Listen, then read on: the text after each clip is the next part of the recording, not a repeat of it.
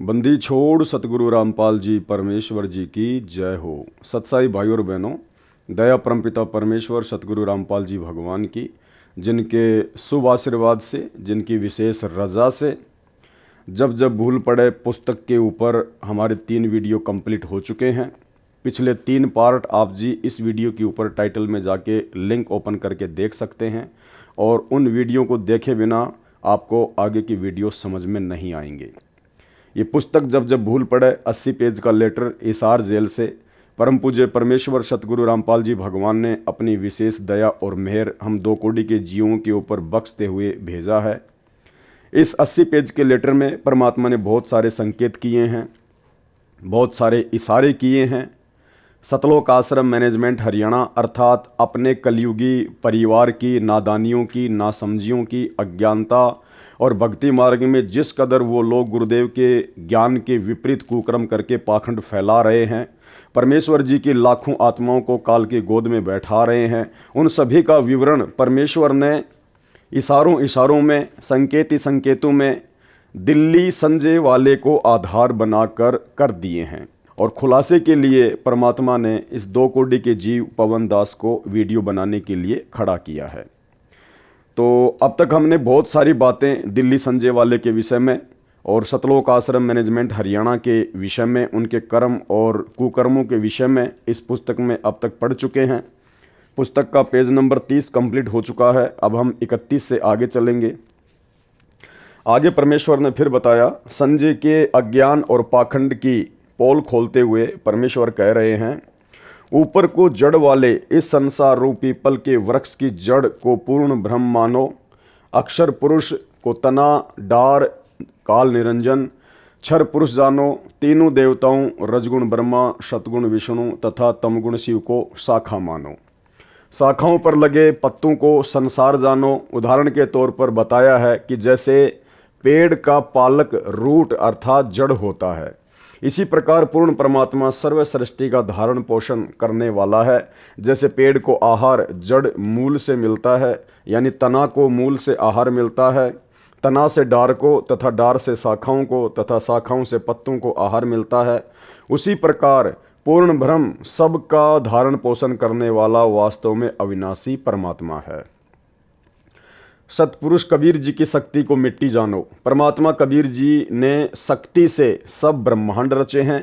संत गरीबदास जी ने कहा है कि कबीर परमेश्वर जी ने स्वर्ग रसातल लोक कुशातल रचे जमी असमान रे, 14 तबक किए छिन माही सरज शशि अरु भान रे। अर्थात कबीर पूर्ण ब्रह्म जी ने अपनी वचन शक्ति से सर्वलोक लोकांतरों जैसे स्वर्ग रसातल पृथ्वी आकाश व 14 लोक तथा शशि चांद तथा भान सूर्य तथा असंख्य ब्रह्मांडों की क्षण भर में रचना की है। इस रचना में परमेश्वर कबीर जी ने किसका सहयोग लिया? सक्षम है, कुछ भी कर सकता है। इस संजय अनाड़ी अज्ञानी को बताता हूँ। यहाँ पर फिर से परमेश्वर ने केवल संजय को ही अनाड़ी अज्ञानी कहकर संबोधित किया है, ना कि पवन दास को। इस संजय अनाड़ी अज्ञानी को बताता हूँ कि पूर्ण ब्रह्म मूल भी है तथा उसकी शक्ति मिट्टी का काम भी करती है। आप पे आरती आप पे साजे, यानी कबीर परमेश्वर सब कुछ करता है, स्वयं ही करता है, जीव को केवल निमित्त बनाता है। हम सब जीव भोजन खाते हैं, पेट भरकर उठते हैं। शरीर में जो क्रिया आरंभ होती है उसको कौन करता है? हमारे को तो पता भी नहीं पेट में क्या हो रहा है। उस आहार को परमात्मा कबीर जी की शक्ति पचाती है, भिन्न भिन्न धातु बनाती है, रक्त वसा आदि कितने तत्व बनते हैं, यह वह शक्ति करती है, यानी परमात्मा की शक्ति। सारे कच्चे पक्के भोजन को पेट में पुनः पकाया जाता है, न चूल्हा है न लकड़ी है, सब परमात्मा की शक्ति करती है। मानव खाना खाकर सो जाता है, पेट में सब कार्य होता रहता है, इसे किसके सहारे की आवश्यकता पड़ी? परमात्मा की शक्ति सारे सिस्टम को चलाती है। वैज्ञानिक भौतिक विचारधारा के हैं, ये कुछ भी तर्क दें, वह अध्यात्म विज्ञान के तुल्य नहीं हो सकता। यानी परमेश्वर साबित कर रहे हैं कि ये जो विज्ञान है, जिस विज्ञान के बलबूते पर थोड़े बहुत आविष्कार वगैरह करके आधुनिक भौतिक उपकरण आदि बनाकर वैज्ञानिक अपने आप को न जाने क्या समझ बैठे हैं, अध्यात्म से घोर दूर हो गए हैं। तो परमेश्वर कहते हैं कि ये जो विज्ञान है, विज्ञान तो केवल अध्यात्म के आगे छोटा सा खिलौना है, खिलौना। जैसे मीराबाई भक्तमती को मारने के लिए विष अर्थात जहर पिलाया गया था, वह मरी नहीं। वैज्ञानिक इसे मानने को तैयार नहीं है।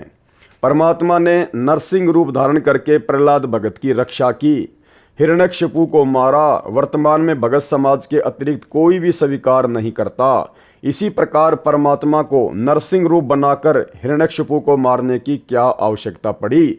वैसे भी मार सकते थे। कुछ तत्वज्ञानहीन यह तर्क भी देते हैं, उनका जवाब क्या दिया जाए? परमेश्वर कहते हैं कि कुछ नास्तिक टाइप के जो व्यक्ति होते हैं वो आपसे ये भी सवाल कर सकते हैं कि भाई परमात्मा तो सब कुछ कर सकता है ना, उसको तो किसी चीज़ की आवश्यकता पड़ती नहीं है, तो हिरण्यकशिपु को मारने के लिए, भगत प्रहलाद को बचाने के लिए परमात्मा ने नरसिंह रूप क्यों धारण किया? तो भाई और बहनों, इसके बहुत सारे रीजन हैं। परमात्मा के ज्ञान आधार से जब हम विचार करेंगे तो एक आधे रीजन दास आपको बता देता है। एक तो परमपिता परमेश्वर कबीर साहिब जी ने, जो वर्तमान में धरती पर सतगुरु रामपाल जी के रूप में स्वयं ही प्रकट है, साक्षात विद्यमान है। इस परमेश्वर ने अपनी शक्ति को सबके सामने वर्तमान पिछली पीढ़ी में प्रदर्शित करना था कि सर्व सृष्टि का पालन पोषण करने वाला देव महादेव, सबसे भिन्न, सबसे सर्वशक्तिमान केवल एक ही परमात्मा है। क्योंकि हिरण्यकशिपु को ब्रह्मा जी से जो वरदान प्राप्त था वो कुछ इसी प्रकार का वरदान था। जैसे आप और हम सभी जानते हैं, उसने जो वरदान मांगा था कि ना दिन में मरूं, ना रात में मरूं, ना जानवर से मरूं, ना इंसान से मरूं, ना अस्त्र से मरूं, ना शस्त्र से मरूं, ना देव से मरूं, ना महादेव से मरूं, ना दिन में मरूं, ना रात में मरूं, ना धूप में मरूं, ना छाँव में मरूं। यानी उसने अपनी बुद्धि का इस्तेमाल करके ब्रह्मा जी से इस प्रकार का वरदान प्राप्त कर लिया और ये समझ बैठा था कि मैं अमर हो गया, अब मुझे मारने में कोई भी सक्षम नहीं है। और वास्तव में हिरण्यकशिपु ने जिस प्रकार से ब्रह्मा जी से वरदान मांगा था, उस वरदान आधार से 21 ब्रह्मांड में उसे कोई भी शक्ति मारने में समर्थ नहीं थी। इसलिए परमपिता परमेश्वर कबीर साहिब जी को, जो कि सर्व ब्रह्मांडों से अलग है, सर्व ब्रह्मांडों को रचने वाला है, उस परमेश्वर ने ऐसा रूप बनाया 84 लाख योनियों से भिन्न नरसिंह रूप। नर सिंह, नीचे का हिस्सा तो इंसान का, नर का, और ऊपर का जो शीश था वो शेर जैसा। और परमेश्वर ने उसी प्रकार से उसको मारा। तो परमेश्वर ने यह साबित किया कि इस सृष्टि में 21 ब्रह्मांड में कोई भी ऐसा देव या महादेव नहीं था जो ब्रह्मा जी से वरदान प्राप्त हिरण्यकशिपु को मार सके। इसलिए परमेश्वर जी ने अपने भगत प्रहलाद की रक्षा करने के लिए नरसिंह रूप धारण करके ये साबित किया कि परमपिता परमेश्वर कबीर साहिब जी सर्वशक्तिमान हैं। बहुत सारे लोग कहेंगे कि भाई वो रूप तो विष्णु जी ने धारण किया था। अरे विष्णु जी ने धारण नहीं किया था, क्योंकि हिरण्यकशिपु ने वरदान मांग रखा था कि मैं 21 ब्रह्मांड में किसी से भी ना मरूं, ना देव से, ना महादेव से, ना ब्रह्मा से, ना विष्णु से, ना शंकर जी से। उसने सब कुछ मांग रखा था, तो विष्णु भला उसको कैसे मार सकता था? तो परमेश्वर कबीर जी ने नरसिंह रूप धारण करके हिरण्यकशिपु का सीना फाड़ा था अपने नाखूनों से, और ये बढ़ाई दे दी गई त्रिलोकीय विष्णु जी को, ताकि दुनिया की आस्था, भक्ति और भगवान में बनी रहे। और सच्चाई क्या है, इस बात का खुलासा जब परमेश्वर का समय आएगा, पिछली पीढ़ी का समय आएगा, उस समय परमेश्वर स्वयं ही आकर शास्त्रों से ज्ञान देंगे, तब मालिक की महिमा बनेगी। तब उन्हें पता चलेगा दुनिया को कि वास्तव में हिरण्यकशिपु को मारने वाला असल में विष्णु कौन था। ये है वो असली विष्णु, कबीर परमात्मा, जिसको वेदों में विष्णु कहा गया है। अग्ने तनुर असी, विष्णवे तवा सोमस्य तनुर असी, कबीर अंगारी असी, बंभारी असी, सवर ज्योति ऋतधामा असी। कि वो कबीर परमात्मा जो तीनों लोकों में प्रवेश करके सबका भरण पोषण करता है, असल में उसे विष्णु कहते हैं। तो बहुत सारे रीजन थे, उनका जवाब क्या दिया जाए? उनको चाहिए कि पहले पूर्ण अध्यात्म ज्ञान जो दास रामपाल दास बता रहा है समझें, फिर इस तरह के प्रश्न मन में उठेंगे ही नहीं। जैसे संजय दिल्ली तत्व ज्ञानहीन के मन में खुरापात भरा है, इसे संपूर्ण ज्ञान होता तो इस प्रकार के कुतर्क नहीं करता कि पेड़ की जड़ पूर्ण ब्रह्म नहीं हो सकता। इसको समझ होती तो बोलता ही नहीं, क्योंकि एक उदाहरण दिया है। जब संजय दिल्ली वाले ने भक्तों को भ्रमित करने के लिए ये शब्द कहे कि भाई गुरुजी तो पेड़ की जड़ को पूर्ण ब्रह्म परमात्मा कबीर जी बताते हैं, जबकि ये सही नहीं है संजय के अनुसार, क्योंकि संजय ने फिर इसका कुतर्क दिया अपनी बात को ऊपर रखने के लिए कि पूर्ण ब्रह्म को तो किसी चीज की आवश्यकता नहीं होती है, लेकिन जड़ को तो मिट्टी और पानी की आवश्यकता होती है आगे बढ़ने के लिए। तो गुरुदेव भगवान क्या कह रहे हैं कि ये तो खाली एक उदाहरण है, ना तो वो जड़ परमात्मा है और ना वो पेड़ परमात्मा है, ना वो मूल परमात्मा है। वो तो केवल हम नादान जीवों को भक्ति मार्ग समझाने के लिए गुरुदेव कह रहे हैं, क्योंकि एक उदाहरण दिया है। तो ठीक इसी प्रकार भगत भाई बहनों, संजय की तरह वर्तमान में सतलोक आश्रम मैनेजमेंट हरियाणा से जुड़ी हुई लाखों की संगत जिस प्रकार से इस डाढ़ी मूंछ वाली कबीर जी की फोटो को ही भगवान मान चुकी है, परमात्मा मान चुकी है, इसके आगे दंडवत करती है, ज्योति जलाती है, जून के महीने में इसे भगवान मानकर इसे भोग लगाती है, कबीर प्रकट दिवस मनाती है। जबकि इस फोटो को तो असल में सन 1994 में जब असली कबीर सतगुरु रामपाल जी ने भक्ति मार्ग की शुरुआत की तो केवल एक उदाहरण के रूप में पेश किया था, क्योंकि उस समय कोई भी आत्मा संत रामपाल जी को डायरेक्ट कबीर जी मानने को तैयार नहीं थी। अगर गुरु जी कहते कि मैं कबीर हूं तो कोई भी उनके अध्यात्म को स्वीकार नहीं करता। इसलिए भक्ति मार्ग को शुरू करने के लिए सतगुरु रामपाल जी परमेश्वर जी ने कबीर जी के नाम के साथ साथ में इस फोटो का सहारा लिया एक उदाहरण के रूप में, जबकि असल में ये कबीर नहीं है और ना ही कबीर ऐसा था जैसी ये फोटो है, क्योंकि ये तो हाथ से बनाया हुआ चित्र है। 650 साल पहले कोई भी कैमरा या कोई भी मोबाइल नहीं था ताकि उस परमात्मा की फोटो खींची जा सके। तो गुरुदेव कह रहे हैं इसको समझ होती तो बोलता ही नहीं, क्योंकि एक उदाहरण दिया है। ठीक इसी प्रकार यदि लाखों की संगत को सतलोक आश्रम मैनेजमेंट हरियाणा से जुड़ी हुई लाखों की संगत को यदि समझ होती तो संगत इस कागज की नकली फोटो को, दाढ़ी मूंछ वाली कबीर जी की समझे जाने वाली फोटो को परमात्मा मानती ही नहीं, भगवान मानती ही नहीं, और ना ही जून के महीने में भगवान मान के इसका प्रकट दिवस मनाती, ना ही अपने घरों पर और आश्रमों में बड़े बड़े इसके पोस्टर लगाती। जबकि असली कबीर तो ऊपर बैठा है सतगुरु रामपाल जी भगवान के रूप में। इसको समझ होती तो बोलता ही नहीं, क्योंकि एक उदाहरण दिया है समझाने के लिए। यह परमात्मा कबीर जी ने दिया है। यह पापी परमात्मा के ज्ञान में भी अपने अज्ञान से दोष देखता है। इससे स्पष्ट है कि यह महाअज्ञानी है, महिमा का भूखा है, बोले भक्तों का दुश्मन है। कौन? संजय दिल्ली वाला, ना कि पवन दास। अभी तक आप 3 पार्ट देख चुके हैं, चौथा पार्ट अभी आप देख रहे हैं। और जितनी बार भी गुरुदेव भगवान ने संजय दिल्ली वाले का जिक्र किया है उसके साथ में मुझ पवन दास का मात्र 1 या 2 बार हल्का फुल्का नाम लिया है, केवल सतलोक आश्रम मैनेजमेंट हरियाणा को खुश करने के लिए। जादूगर को देखा है कि मिट्टी हाथ की मुट्ठी में लेता है, खोलता है तो 500 रुपए का नोट मिलता है। यह आध्यात्मिक शक्ति से होता है जो उसने परमात्मा की भक्ति करके जादू विद्या प्राप्त की होती है। उसने नोट बनाने में किसी मशीन का सहारा नहीं लिया। वैसे नोट बनाने के लिए कागज, प्रिंटिंग मशीन, बिजली आदि अनेकों वस्तुओं का सहारा लेना पड़ता है। परमात्मा भी एक भगलीगर यानी जादूगर है। नकली जादूगर का जादू कुछ समय ही टिक पाता है। परमेश्वर कबीर जी का असली जादू है, इसका जादू असंख्य युगों तक टिका रहता है। यानी असली जादूगर यदि कोई सृष्टि में है तो वो भी सतगुरु रामपाल जी परमेश्वर है। यही रियल कबीर भगवान सबसे बड़ा जादूगर है। जब कबीर परमेश्वर जी ने राजा वीर सिंह तथा उसकी मंडली को भूख प्यास से मरते देखा, जो कथा हमने कई बार गुरुदेव के मुख कमल से सुनी हुई है, जब कबीर परमेश्वर जी ने राजा वीर सिंह तथा उसकी मंडली को भूख प्यास से मरते देखा, तब पर्वत के ऊपर स्वच्छ जल का सरोवर क्षण में रचा तथा फलदार पेड़ व मेवा की लताएं क्षण में लगा दी। जो फलों से उस समय लदपद हो गए, सबने खाए, घर भी ले गए। उस समय किसका सहारा लिया? जो भगत परमात्मा की क्रिया में दोष देखता है वह मूर्ख व्यक्ति है। एक ने कहा कि परमात्मा सुई के नाके में से हाथी कैसे निकाल सकता है? झूठ है। दूसरा भगत कहता है कि परमात्मा सारी पृथ्वी को सुई के नाके में से निकाल दे, हाथी की तो बात ही क्या है। संजय साकट पहले भगत का साथी है जो कहता है कि सुई के नाके से हाथी परमात्मा नहीं निकाल सकता।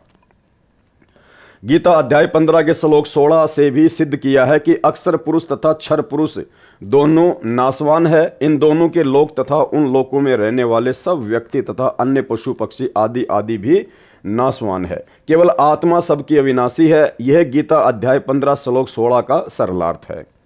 गीता अध्याय 15 श्लोक 17 का सरलार्थ इस प्रकार है। उत्तम पुरुष, पुरुषोत्तम यानी सर्वश्रेष्ठ प्रभु तो उपरोक्त दोनों पुरुषों अर्थात प्रभुओं से अन्य ही है, जिसे परमात्मा कहा जाता है, जो तीनों लोकों में प्रवेश करके सबका धारण पोषण करता है।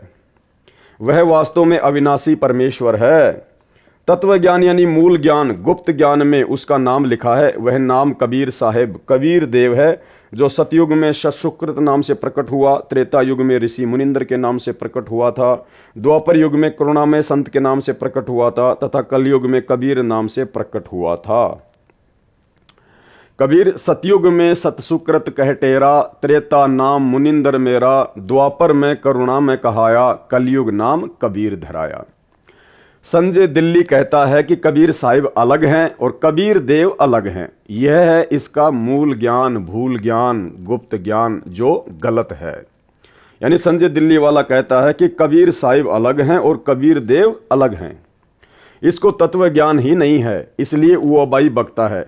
जो पाती पंच का अर्थ पांच ज्योति कर सकता है, उसे कबीर साहिब व कबीर देव को भिन्न भिन्न करते क्या शर्म लगेगी। ये बेशरम, ढीठ, अज्ञानी है। ये शब्द परमात्मा किसके लिए यूज कर रहे हैं? संजय दिल्ली वाले के लिए। बेशरम, ढीठ, अज्ञानी, ना कि पवन दास के लिए। जो अर्थों के अनर्थ करके बोले भक्तों को भ्रमित करके अपना स्वार्थ सिद्ध कर रहा है, आप भी नरक में जाएगा।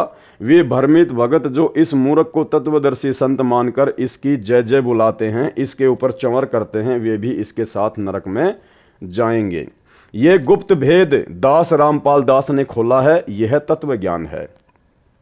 इससे भिन्न जो तत्व ज्ञान कहकर जनता को भ्रमित करेगा, वह परमात्मा का दोषी व झूठा व्यक्ति है। उसका बताया तत्व ज्ञान नहीं, अज्ञान है।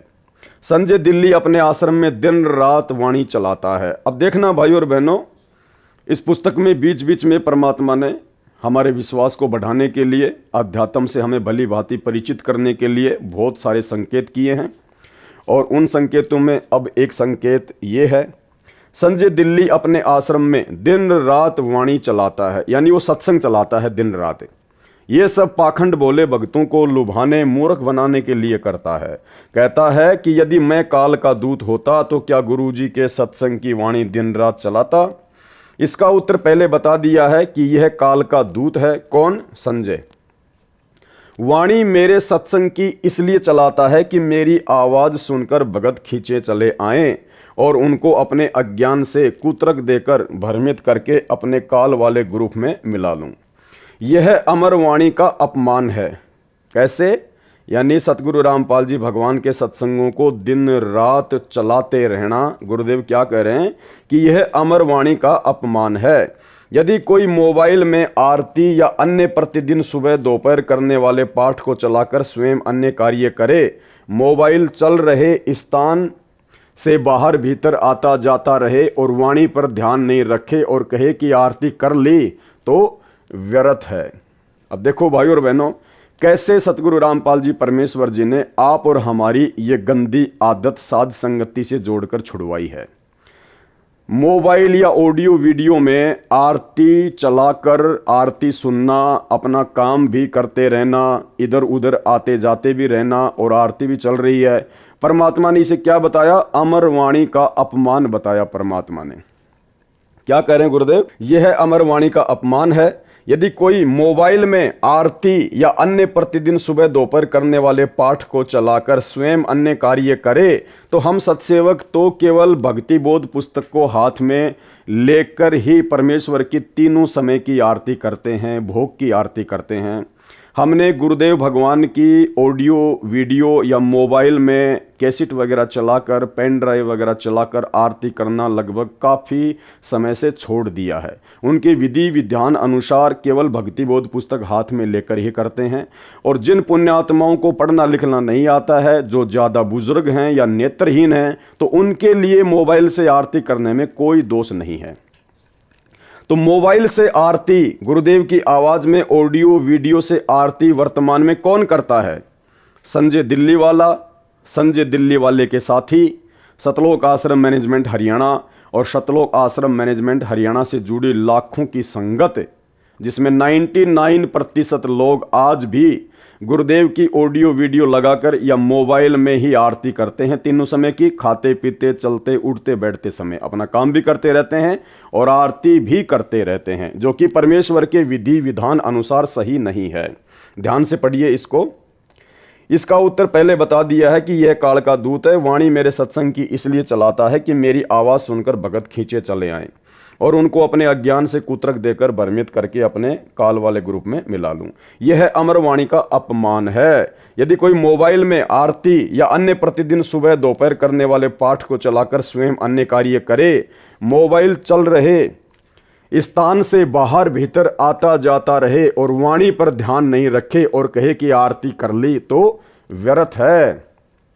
यानी सतगुरु रामपाल जी परमेश्वर जी ने संजय दिल्ली वाले को आधार बनाकर सतलोक आश्रम मैनेजमेंट हरियाणा से जुड़ी हुई 99% संगत के द्वारा जो मोबाइल से आरती की जाती है, खाते पीते चलते बैठते, परमेश्वर ने उसको रिजेक्ट कर दिया और हम सत्सेवकों का परमात्मा ने समर्थन किया है, क्योंकि हम भक्ति बोध पुस्तक को हाथ में लेकर ही आरती करते हैं। अर्थात साध संगतियों पर सतगुरु रामपाल जी परमेश्वर जी की विशेष रजा, विशेष मेहर है कि हम परमेश्वर के अकॉर्डिंग ही सारी भक्ति क्रियाएं कर रहे हैं।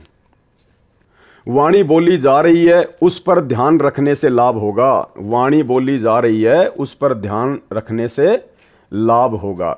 जैसे दास के आदेश से भारतवर्ष में लगभग 500 नामदान केंद्र खोल रखे हैं, सब में एक एक अखंड ज्योति जलती रहती है। अब ये गुरुदेव के आदेश से हैं या नहीं हैं, इस बात का खुलासा हम पिछले 3 एपिसोडों में कर चुके हैं। आप जब पिछले 3 एपिसोड देखेंगे तो आपको पता चलेगा कि सतगुरु रामपाल जी भगवान ने नामदान सेंटर खोलने का आदेश दिया है या फिर काल प्रेरणा से उनके कलयुगी परिवार के द्वारा धर्म को धंधा बनाने के लिए काल प्रेरणा से उनसे प्रार्थना करके जबरन आदेश लिया गया है।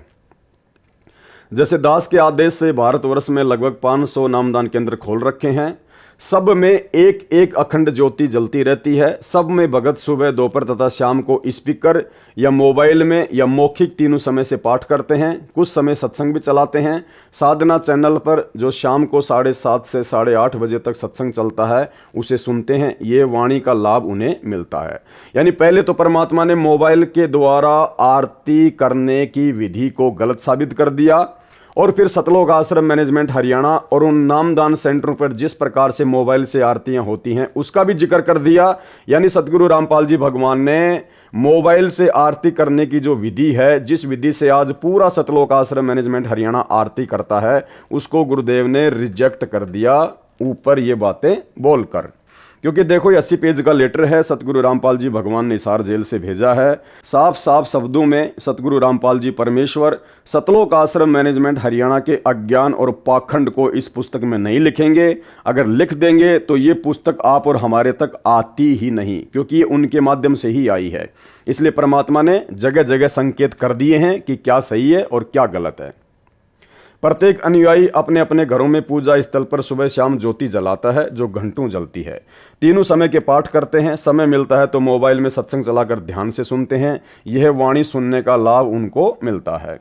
वाणी का लाभ पशु पक्षियों, कीट कीड़े मकोड़ों को भी मिलता है, चाहे वे समझ भी नहीं सकते। क्या कह रहे हैं परमेश्वर कि जहाँ जहाँ परमात्मा की वाणी चलती है, सत्संग चलते हैं, तीनों समय की आरती चलती हैं, तो उसका लाभ पशु पक्षियों, कीट कीड़े मकोड़ों को भी मिलता है, चाहे वे समझ भी नहीं सकते। परंतु दिन रात चलाने से लाभ के स्थान पर हानि होती है। जैसे छोटे बच्चे को माता पिता दूध पिलाते हैं, जिससे बच्चे के शरीर का विकास होता है। यदि उसको बार बार जबरदस्ती दूध पिलाएंगे तो वह रोगी हो जाएगा। इसलिए समय समय पर दूध पिलाना लाभदायक होता है। जैसे रोगी को डॉक्टर दवाई खाने को देता है, उसको खाने का समय भी बताता है, सुबह शाम आदि। यदि रोगी को मिनट मिनट में दवाई खिलाई व पिलाई जाए तो उसकी मृत्यु हो जाएगी। इसी प्रकार वाणी को समय पर चलाएं, सुने तो ही अच्छा है। लगातार चलाना ढोंग व व्यर्थ है। मेरे भक्तों के घरों, दुकानों व यात्रा के समय गाड़ियों में हल जोतने वाले तथा ट्रैक्टर से जमीन संवारने वालों की जेबों में मोबाइल में वाणी चलती है। वे ध्यान से सुनते हैं और कार्य भी करते हैं। जबकि ऊपर परमात्मा ने इस प्रकार से मोबाइल में आरती करने को गलत साबित कर दिया।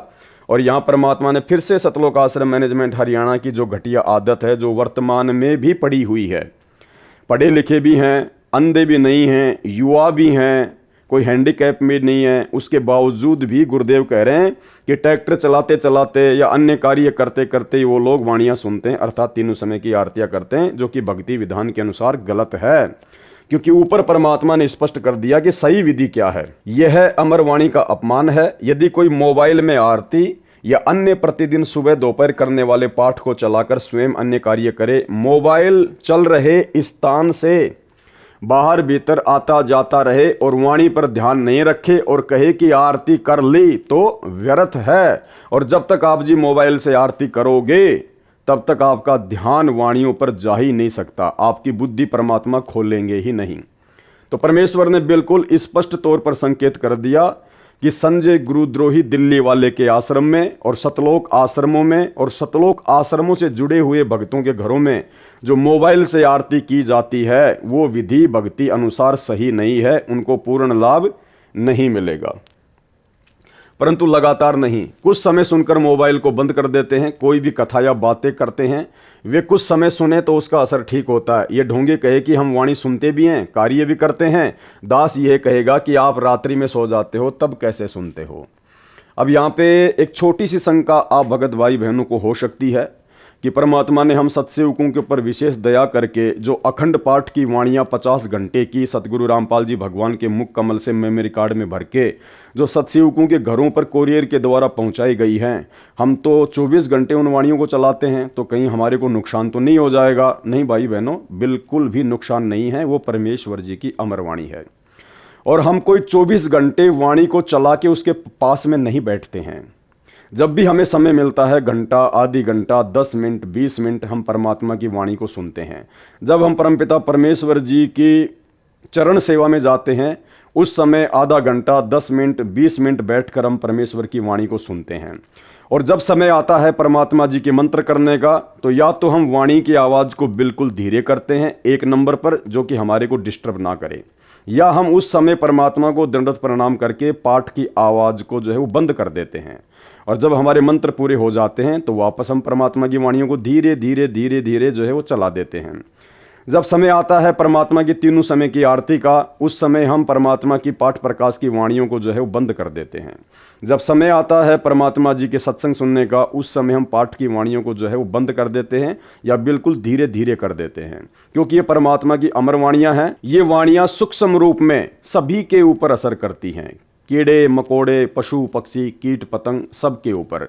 तो हम सत्सेवक कोई 24 घंटे वाणी चलाकर वाणी के पास में नहीं बैठते हैं। नहीं, हम अपना काम भी करते हैं, घर से बाहर भी जाते हैं। धीरे धीरे परमात्मा की अखंड पाठ की वाणियाँ चलती रहती हैं, क्योंकि शब्द अखंड होता है और परमपिता परमेश्वर सतगुरु रामपाल जी भगवान असली कबीर जी के मुख कमल से उच्चारित है।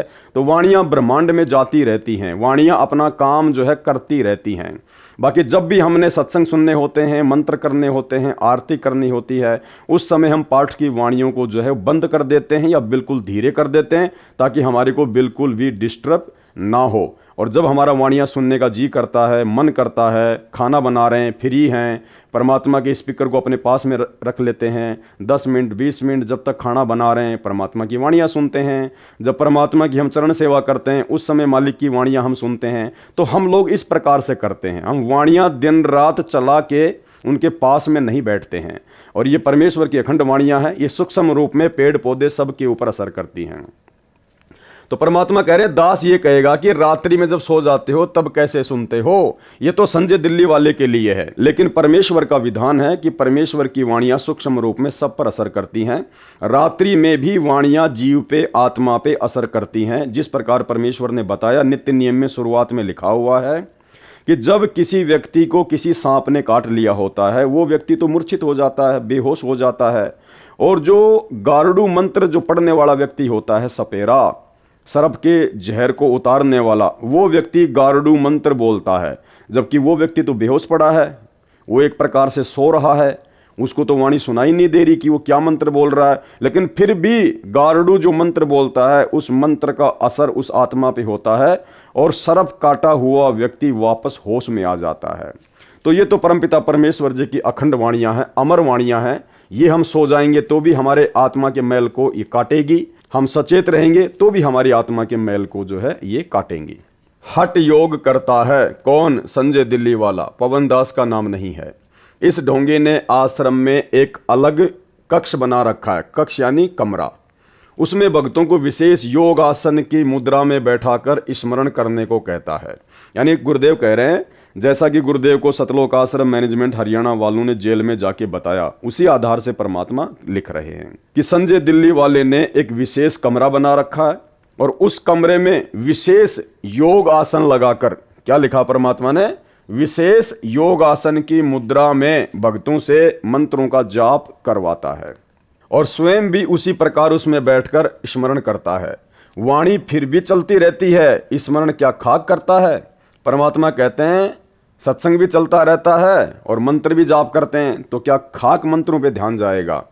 नए स्मरण का लाभ, क्योंकि इसका नामखंड है। जिनको ये मूर्ख बनाकर अपने जाल में फंसाए हुए हैं उन भक्तों को भी स्मरण का कोई लाभ नहीं मिलेगा, क्योंकि उन्होंने गुरु तजकर आन को अन्य को भजा है, यानी गुरु जी के बताए सहज स्मरण को छोड़कर हठ योग को अपनाया है।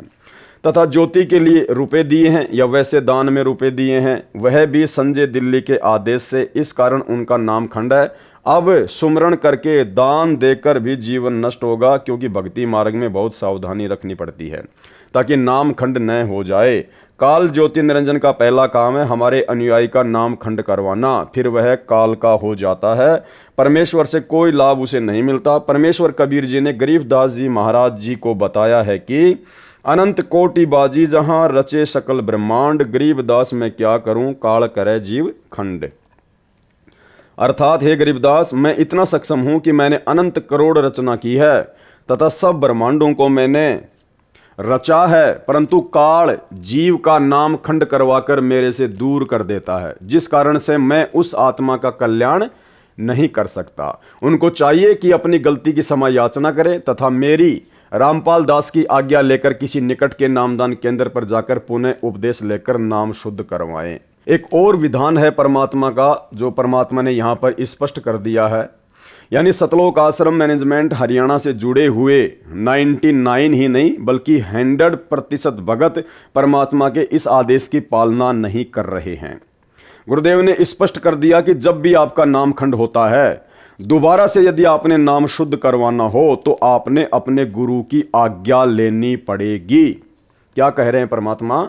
उनको चाहिए कि अपनी गलती की क्षमा याचना करें तथा मेरी रामपाल दास की आज्ञा लेकर, क्या लेकर? आज्ञा लेकर। ये भक्ति विधान है परमात्मा का, ये रूल है, ये नियम है। जबकि इस नियम को वर्तमान में आश्रमों से जुड़े हुए कोई भी भगत फॉलो नहीं करते हैं। जब मर्जी आया नाम खंड कर दिया, जब मर्जी आया नामदान केंद्र पर जाकर नाम शुद्ध करवा लिया, कोई गुरु आज्ञा नहीं। उनको चाहिए कि अपनी गलती की क्षमा याचना करे तथा मेरी रामपाल दास की आज्ञा लेकर किसी निकट के नामदान केंद्र पर जाकर पुनः उपदेश लेकर नाम शुद्ध करवाए, अपना जीवन धन्य बनाए और फिर इस पाखंडी के पास भूलकर भी ना जाए। ये काल का पक्का दूत है। कौन? संजय दिल्ली वाला, ना कि पवन दास। संजय दिल्ली वाले के लिए कह रहे हैं ये काल का पक्का दूत है। जो सुमरण करने की विधि दास ने बताई है उसी प्रकार सुमरण करें, जो भक्ति का विधान है, सब ग्रंथों व संतों की वाणी में प्रमाण है। गीता अध्याय 8 श्लोक 7 में कहा है कि हे अर्जुन, तू युद्ध भी कर और सुमरण भी कर, यानी काम भी कर और सुमरण भी कर। यजुर्वेद अध्याय 40 मंत्र 15 में कहा है कि ओम नाम का सुमरण कार्य करते करते कर, विशेष कसक तड़प के साथ सुमरण कर, मानव जन्म का मूल कर्तव्य जानकर सुमरण कर। कबीर परमेश्वर कपड़ा भी बुनते थे तथा सुमरण करने का अभिनय भी करते थे। सुमरण करने का क्या करते थे? अभिनय, एक्टिंग करते थे, लीला करते थे, क्योंकि उनको सुमरण की आवश्यकता नहीं थी। वे बताना चाहते थे कि भगत को काम करते करते भी सुमरण करना चाहिए। जो कार्यालयों में काम करते हैं तथा जो विद्यार्थी हैं वे जब भी समय मिले सुमरण करे। संत गरीबदास जी ने कहा है कि नाम उठत नाम बैठत नाम सोवत जागरे, नाम खाते नाम पीते नाम सेती लागरे। अर्थात नाम का जाप कार्य करते करते भी करते रहो और समय मिले तो बैठ कर भी सुमरण करो, और समय मिले तो बैठ कर भी सुमरण करो। गुरुदेव भगवान के आशीर्वाद से आज से 10-12 दिन पहले दास ने आप सभी भगत भाई बहनों को 1 घंटे की छोटी सी साध संगति के माध्यम से राजस्थान के महुआ में, दौसा जिले में पड़ता है, वहां पर आपको इस प्रकार से समय निकालकर बैठकर कुछ समय सुमरण करने के लिए समझाया था। और वही बात परमात्मा ने इस पुस्तक में भी लिख रखी है। दास ने कहा था कि हम कोई पद्म आसन लगाकर, यानी जैसे संजय दिल्ली वाला विशेष योग मुद्रा में भक्तों से सुमरण करवाता है, वैसे नहीं, नॉर्मल तरीके से जैसे हम अपने घर पर बैठते हैं। और हमने परमेश्वर के ज्ञान आधार से, परमेश्वर के विधि विधान से उस प्रकार से भी सुमरण करना चाहिए जो विधि गुरुदेव ने बताई है। देखो, एक विधि तो परमात्मा ने बता दी कि नाम उठत नाम बैठत नाम सोवत जागबे, और नाम खाते नाम पीते नाम सेती लागबे, जो परमात्मा ने लिखा हुआ है। देखो, ये तो एक भगत की शुरुआती विधि है। जिस प्रकार बच्चा पहली कक्षा में जाता है तो उसको बोल बोल के गा गा के पढ़ाया जाता है, A for apple, B for ball. और जब बच्चा समझदार हो जाता है, ऊपर की क्लास में चला जाता है, फिर वो समझने लग जाता है कि ए फॉर का मतलब खाली एप्पल ही नहीं होता, ए फॉर से तो बहुत सारे अर्थ निकलते हैं। तो दास ने गुरुदेव के आशीर्वाद से बताया था कि जब भी हमारे को समय मिले, ठीक है, खाते पीते उठते बैठते काम धंधा करते करते तो सुमरण करना ही करना है, मन को हमने खाली नहीं छोड़ना है। लेकिन जब हमें समय मिले या थोड़ा बहुत समय निकालने का गुरुदेव के आशीर्वाद से हम भी प्रयास करें। और जो विधि परमात्मा ने सुमरण की बताई है कि वास्तविक विधि तो ये है, इस विधि से बात बनेगी कैसे। प्रथम मंत्र का जाप परमात्मा ने बताया सुरति नृति और मन लगाकर, और जो सतनाम है 2 अक्षर का, उसका सुमरण परमात्मा ने बताया सुरति नृति मन और पवन के द्वारा। तो हमने इस विधि विधान से भी परमात्मा के मंत्र करने चाहिए, समय निकालना चाहिए। पूरी जिंदगी खाते पीते उठते बैठते मंत्र करने से ही बात नहीं बनेगी। उसी का समर्थन परमात्मा यहां कर रहे हैं कि समय मिले तो बैठ कर भी सुमरण करो, सोने के लिए लेटो तो सुमरण करो, जब तक नींद न आए सुमरण करो, जागो तो भी कुछ श्वास सुमरण में अवश्य लगाओ। परंतु एक स्थान पर विशेष योग आसन लगाकर, क्या लिखा मालिक ने, विशेष योग आसन लगाकर सुमरण करना गलत है, ये नहीं करना चाहिए। जैसे दिल्ली संजय वाला भक्तों से गुरुजी के ज्ञान के विरुद्ध होकर ये योग क्रिया से आसन करवाता है। जैसे आपने बहुत सारे ऋषि महात्माओं की फोटो देखी होंगी, वो पद्मासन लगाकर हाथों को यूं करके बिल्कुल स्ट्रेट होके जो सुमरण करते हैं, उसको कहते हैं विशेष योग मुद्रा। तो हम भक्तों ने वो पाखंड नहीं करना, वो आडंबर नहीं करना। समय मिले कहीं भी बैठ जाओ, चेयर पे बैठ जाओ, अपने बेड पे बैठ जाओ, बिस्तर पे बैठ जाओ, जमीन पे बैठ जाओ, अपनी गाड़ी में बैठे हो वहाँ पे बैठ जाओ नॉर्मल तरीके से, चाहे पैरों को फैला के बैठ जाओ, चाहे पैरों को समेट के बैठ जाओ, कोई दिक्कत नहीं है। आंखों को बंद करो चाहे खोलो, लेकिन थोड़ा बहुत समय हमने परमात्मा के विधि विधान अनुसार सुरति नृति मन और पवन लगाकर भी सुमरण करना पड़ेगा। क्योंकि खाते पीते उठते बैठते काम धंधा करते करते सुरति नृति और मन पवन से सुमरण नहीं हो सकता। आपका ध्यान आपके काम धंधे में रहेगा, आपकी सुरति आपकी नृति आपके काम धंधे में रहेगी। इसलिए परमात्मा कह रहे हैं कि समय मिले तो बैठकर भी सुमरण करो, जो दास ने वीडियो बनाकर आप सभी भाई बहनों को बताया था। परमेश्वर कबीर जी ने स्वामी रामानंद जी को समझाया, जो योग आसन की मुद्रा में बैठकर हठ योग से ध्यान लगाता था। यानी 650 साल पहले परमपिता परमेश्वर कबीर जी के मुंह बोले गुरु पंडित रामानंद जी, जब उनको नाम प्राप्त हो गया परमात्मा से, उसके बाद भी उनकी जो पुरानी आदत थी, उस आधार से वो विशेष योग मुद्रा में बैठकर जो है मंत्रों का जाप किया करते थे, जिसको परमात्मा ने गलत बताया है, तथा नाम सुमरण किया करता था। उसको कबीर जी ने समझाया कि ज्यों के त्यों ही बैठे रहो, यानी नॉर्मल स्थिति में बैठे रहो। तज आसन सब योग, अर्थात विशेष योग आसन की बजाय जैसे सामान्य तरीके से बैठते हैं वैसे बैठकर सुमरण करो। ये विधि सब ग्रंथों व संतों की वाणी के अनुसार श्रेष्ठ है। सब योग आसन को तजो त्यागो, जिसके पास कुछ भी ज्ञान नहीं होता वह पाखंड का सहारा लेता है। बात करता है कि मेरे अतिरिक्त विश्व में किसी को तत्व ज्ञान, बीजक का ज्ञान नहीं है। कौन? संजय दिल्ली वाला, ना कि पवन दास। आपको इस पूरी 80 पेज की पुस्तक में पवन दास के किसी भी पाखंड का, किसी भी अज्ञान का, किसी भी ढोंग का गुरुजी के द्वारा एक भी खुलासा नहीं किया गया है। एक भी कोई प्रमाण पवन दास के अज्ञान, पाखंड या ढोंग के खिलाफ सतगुरु रामपाल जी भगवान ने इस पुस्तक में नहीं लिखा है। जबकि संजय दिल्ली वाला और संजय दिल्ली वाले को आधार बनाकर अपने कलयुगी परिवार और सतलोक आश्रम मैनेजमेंट हरियाणा के अज्ञान और पाखंड को परमात्मा ने इस पुस्तक में लिखा है। बात करता है कि मेरे अतिरिक्त विश्व में किसी को तत्व ज्ञान, बीजक ज्ञान नहीं है। ऐसे पापियों के लिए संत गरीबदास जी ने कहा है कि गरीब पंथों के लश्कर फिरें, वाणी चोर कठोर, सतलोक धाम ना पहुंचेंगे ये 84 के ढोर। गरीब बीजक की बाता कहें, बीजक नाही हाथ, पृथ्वी डुबोवन उतरे कहकर मीठी बात। गरीब बीजक की बाता कहें, बीजक नाही पास, औरों को क्या ज्ञान बतावे, आप ही जावे निराश।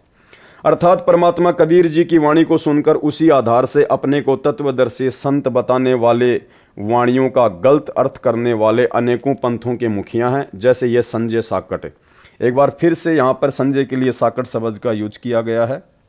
जैसे ये संजय साकट दिल्ली सत सुकृत पंथ नाम धरकर झूठा प्रचार कर रहा है। ऐसे मूर्खों की तो लश्कर लंबी लाइन है, ये समझाए से मानते नहीं, कठोर कट्टर बने हैं। ये सतलोक धाम नहीं जा सकते, ये तो 84 लाख प्रकार के प्राणियों की योनि में ढोर पशु बनेंगे। वर्तमान में भी पशु तुल्य है जो गलती किए हैं। फिर कहा है कि जैसे ये संजय साकट अपने को तत्वदर्शी संत कहता है, पवन दास ने कभी भी अपने आप को तत्वदर्शी संत या संत नहीं कहा है। हम तो केवल एक नॉर्मल भगत हैं, परमात्मा की मर्यादाओं में रहकर भक्ति करते हैं, अपना आत्म कल्याण चाहते हैं। फिर कहा है कि जैसे ये संजय साकट अपने को तत्वदर्शी संत कहता है और झूठ बोलता है कि मेरे को तत्व ज्ञान है, मूल ज्ञान गुप्त ज्ञान है, रामपाल को भी नहीं है। इसके विषय में कहा है कि बीजक यानी तत्व ज्ञान, मूल ज्ञान, गुप्त ज्ञान होने की बातें करते हैं, बीजक ज्ञान इनके पास नहीं है। ऐसे नकली पंथों वाले गुरु पृथ्वी के मानव को काल के जाल में फंसाने के लिए ही जन्मे हैं। ये मीठी मीठी बातें बनाकर भोले भक्तों को अपने जाल में फंसा लेते हैं, स्वयं भी नरक में गिरते हैं तथा अनुयायियों को भी नरक में ले जाते हैं। इस प्रकार पृथ्वी डुबो रहे हैं, नाश करने के लिए जन्मे हैं। इनके पास तत्व ज्ञान है ही नहीं तो औरों को ज्ञान क्या बता रहे हैं। ये स्वयं ही निराश जाएंगे, मानव जन्म अपना भी नष्ट करके नरक में जाएंगे। आगे देखिए, संजय दिल्ली कहता है कि न तो महेंद्र दास रामपाल दास का भाई भजन सुमरण करता है, न कमेटी के सदस्य, न रामपाल की संगत का कोई भगत और भगतमती सुमरण करता है। सब निंदा लड़ाई झगड़ा करते रहते हैं। यह अपने उस ढोंग को मजबूत करने के लिए ऐसी बकवाद करता है जो यह एक कमरे में एक विशेष योग आसन पर बैठकर मूर्ख बनाता है और अपने पीछे लगाए रखना चाहता है। यह तर्क देता है कि सुमरण तो ऐसे होता है जैसे मैं संजय करता हूं, ऐसा रामपाल की सारी संगत करती नहीं, इसलिए वे सुमरण तो करते नहीं और काम करते हैं। दास रामपाल दास इसलिए तो इसको अज्ञानी व काल का दूत कहता है कि यह मेरी बताई सुमरण विधि में व अन्य क्रियाओं में दोष निकालता है, जो सारी संगत मुझे रामपाल दास की बताई शास्त्र प्रमाणित विधि से सुमरण व अन्य क्रियाएं कर रही है। इसका उत्तर, यदि यह साकट संजय दास भी, या फिर से परमात्मा ने संजय के लिए साकट शब्द का प्रयोग किया है, ना कि पवन दास के लिए। यदि यह साकट संजय दास भी अन्य संगत की तरह भजन सुमरण कर लेता तो इसके मन में यह दोष उत्पन्न नहीं होता और यह गुरुद्रोही की पदवी प्राप्त नहीं करता। कौन? संजय दिल्ली वाला, ना कि पवन दास। अपना कल्याण करवाना ही उद्देश्य रखता, गुरु मर्यादा में चलता, जन्म सफल कर लेता। आगे देखिए, संजय साकट दिल्ली दास रामपाल दास अपने गुरु की क्रियाओं में दोष निकालता है, ना कि पवन दास के लिए कहा गया है, क्योंकि पवन दास कभी भी अपने गुरुदेव की किसी भी क्रिया में दोष सपने में भी नहीं निकाल सकता। कहता है कि कमेटी वाले जो दास रामपाल के विश्वास पात्र हैं उनके विषय में कहता है कि जो कमेटी वाले हैं वे 2100 रुपए एक ज्योति के लेते हैं। 1 किलो देसी घी 600 रुपए का आता है, शेष कमेटी वाले अपनी जेब में रख लेते हैं। भगत भगतमती जो दान करते हैं मेरी रामपाल की आज्ञा से करते हैं, ये देखना मेरा काम है कि वह दान में आया पैसा कहाँ जा रहा है। आपने मेरे को दान किया है। बिल्कुल हमने सतगुरु रामपाल जी भगवान को दान नहीं किया है, ना ही वर्तमान में लोग संत रामपाल जी को दान कर रहे हैं, क्योंकि ये परीक्षा का समय है और कोई भी व्यक्ति अपने पूज्य गुरुदेव सतगुरु रामपाल जी से हिसार जेल में जाकर उनकी आज्ञा लेकर दान नहीं कर रहा है। सतलोक आश्रम मैनेजमेंट हरियाणा को जितने भी भगत ज्योति पाठ और दान का पैसा देते हैं या जमीन दान कर रहे हैं, वे गुरुदेव भगवान से आज्ञा लेकर दान नहीं कर रहे हैं। इसलिए यहाँ पर ये हमारे बुद्धि और विवेक की छोटी सी एक परीक्षा ली है परमात्मा ने। ये देखना मेरा काम है कि वह दान में आया पैसा कहाँ जा रहा है। आपने मेरे को दान किया है जी नहीं, हमने अपनी अज्ञानता और नादानी में, यानी सतलोक आश्रमों से जुड़ी हुई संगत अपनी अज्ञानता और नादानी में गुरुदेव के परिवार के ऊपर जो कि काल प्रेरित है, उनके द्वारा किस प्रकार से भक्तों के दान का दुरुपयोग किया जा रहा है सबके सामने है। उनके सारे कुकर्म सार्वजनिक हैं। इसलिए संगत अपनी अज्ञानता और नादानी का परिचय दे रही है, अपने गुरुजी के अलावा गुरुजी के परिवार के ऊपर विश्वास करके दान धर्म या ज्योति पाठ का पैसा देकर। तो यहां पर जो दान का पैसा है वो गुरुदेव को नहीं दिया जा रहा, ये दान का पैसा तो उन काल एजेंटों को दिया जा रहा है जो काल प्रेरित हैं और आए दिन परमात्मा के ज्ञान और विधान के खिलाफ ही कुकर्म करते रहते हैं। आपने मेरे को दान किया है, यदि वह गलत प्रयोग होगा तो पाप मुझे लगेगा। यदि हम सतगुरु रामपाल जी भगवान के हाथ में या उनके आदेश से, उनसे आदेश प्राप्त करके आमने सामने होकर यदि हम सतलोक आश्रम मैनेजमेंट हरियाणा या किसी भी व्यक्ति को दान करते हैं तो फिर हमें पाप नहीं लगता, क्योंकि हमने अपने गुरुदेव से आदेश लेकर दान दिया है। उसके बाद दान का दुरुपयोग करने वाला दोषी होगा, ना कि दान देने वाला। लेकिन यहां तो संगत सन 2014 बरवाला कांड के बाद से अपने गुरुदेव से कोई आज्ञा नहीं ले रही, क्योंकि गुरुदेव तो जेल में है, जेल में कोई भगत जाता नहीं है, आम भगत को उनसे मिलने नहीं दिया जाता है, देशद्रोह का मुकदमा है, केवल वही भगत मिल सकते हैं जिनको मिलने की छूट है कोर्ट से। इसलिए पूरी की पूरी संगत अपने गुरुदेव के ज्ञान और विधान के विपरीत इन कुपात्रों को, काल एजेंटों को इन आश्रमों में ज्योति पाठ और दान का पैसा देकर परमात्मा की दोषी हो रही है। आपको इसका पूरा लाभ मिलेगा। यह साकट संजय कौन होता है मेरे अनुयायियों के लिए दान की देखरेख करने वाला? उसने आज तक 2 रुपए दान नहीं किए हैं। मैं संजय 4500 रुपए में 11 ज्योति जलाता हूं। कौन कहता है? संजय दिल्ली वाला। इसका उत्तर यह है, इसके द्वारा जलाई ज्योति व लगाए भोग से कोई लाभ दानकर्ता को नहीं होना, भाड़ में धन जलाने वाली बात है। एक ज्योति में दास रामपाल दास 1.25 किलोग्राम देसी घी का हवन करवाता है। यदि घी 600 रुपये प्रति किलोग्राम माने तो भी 1.25 किलोग्राम घी की कीमत 750 रुपये हुई। कितने? 750 रुपये। यह 11 ज्योति 4500 रुपये में लगाता है, तो निर्धारित घी की मात्रा 1.25 किलोग्राम घी प्रति ज्योति के हिसाब से पूरी नहीं होती है। 1.25 किलोग्राम घी के हिसाब से 11 ज्योतियों की कीमत कितनी होती है? 8250 रुपये बनती है। यह लेता है, वह इससे लगभग आधी है। अधूरा ओछा व्यक्ति अधूरे ओछे काम ही करता है। जैसे 1 एकड़ जमीन में 40 किलोग्राम गेहूं का बीज बोना निर्धारित मात्रा में है, जो पूरा लाभ देता है। यदि कोई 1 एकड़ जमीन में 20 किलोग्राम गेहूं का बीज डालने की राय किसान को देता है तथा तर्क देता है कि रामपाल तो 40 किलो गेहूं डालने को कहता है, वह आधे गेहूं अपने घर ले जाता है। मैं संजय 20 किलो ही डलवाता हूं, देखो पूरा लाभ थोड़े से बीज से ही दिला देता हूं। यह तर्क कितना गलत है, भगत जन स्वयं विचार करें। ये अधिकारी भी नहीं है, जिस कारण से उसके द्वारा करवाए गए अनुष्ठान का कोई लाभ मिलना बिना अधिकारी से करवाया गया धार्मिक अनुष्ठान व्यर्थ है। सतलोक आश्रम मैनेजमेंट हरियाणा भी वर्तमान में ज्योति और पाठ करने का अधिकारी नहीं है, क्योंकि गरीबदास जी महाराज जी की वाणियों का पाठ और ये अनुष्ठान केवल परम पूज्य सतगुरु रामपाल जी परमेश्वर ही करने के अधिकारी हैं, या जिसको परमात्मा आज्ञा दे वही भगत करे तो ही ज्योति पाठ या वो अनुष्ठान जिसमें भगत ने सहयोग किया है उसको लाभ मिलेगा। कबीर गुरु बिन माला फेरते गुरु बिन देते दान, गुरु बिन दोनों निष्फल है देखो वेद पुराण। कबीर गुरु की आज्ञा आव ही गुरु की आज्ञा जाए, कहे कबीर सो संत है आवागमन न साए। गुरु बिन दान पुण्य जो कर ही मिथ्या होए कभू न फल ही, गुरु बिन होम यज्ञ नहीं कीजे गुरु की आज्ञा माही रहीजे। गुरु से ही सदा हित जानो क्यों भूले तुम चतुर सयानो। यानी गुरुदेव संकेत कर रहे हैं कि हे सतलोक आश्रम मैनेजमेंट हरियाणा से जुड़े हुए नादान भक्तों और संजय गुरुद्रोही से जुड़े हुए नादान भक्तों, अपने आप में तुम क्यों शाणे बन रहे हो? अपने गुरुजी के अलावा किसी और को दान धर्म देकर परमात्मा के दोषी क्यों बन रहे हो? अर्थात अपने गुरु के अतिरिक्त किसी को दान नहीं देना चाहिए, ये विधान बता दिया परमात्मा ने। अपने गुरुजी के अतिरिक्त, तो गुरुजी तो एक ही है धरती पर, संत रामपाल जी, और इनके अतिरिक्त आप जी वर्तमान में उन आश्रमों में जाकर उन कोऑर्डिनेटरों को दान दे रहे हो, अपने जैसे 2 कोटि के जीवों को दान दे रहे हो। और वाणी क्या कह रही है? अपने गुरु के अतिरिक्त, यानी गुरु जी के अतिरिक्त किसी भी भगत को, वो चाहे उनका बेटा हो, चाहे बेटी हो, चाहे भाई हो, चाहे कोऑर्डिनेटर हो, किसी को भी दान देने के लिए गुरुदेव ने सख्त मना किया है।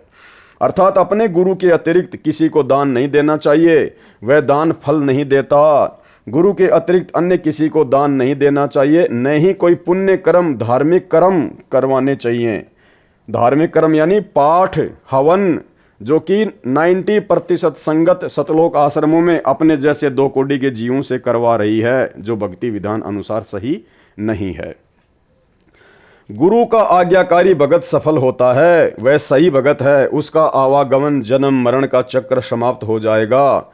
गुरु जी की आज्ञा से सर्व धर्म कर्म करो। मेरी रामपाल दास की आज्ञा से ज्योति व पाठ के रूपे मेरे द्वारा नियुक्त विश्वास पात्र भगत लेते हैं। ये परमेश्वर ने बोलना पड़ेगा यहाँ पे, क्योंकि इन लोगों ने सतगुरु रामपाल जी परमेश्वर जी से काल प्रेरणा से अपनी तरफ से जेल में जाकर उनको सलाह देकर इस प्रकार से ये पाठ वगैरह करने का आदेश प्राप्त किया है, ना कि सतगुरु रामपाल जी भगवान ने अपनी मर्जी से उनको पाठ या अन्य धार्मिक अनुष्ठान करने का आदेश दिया है।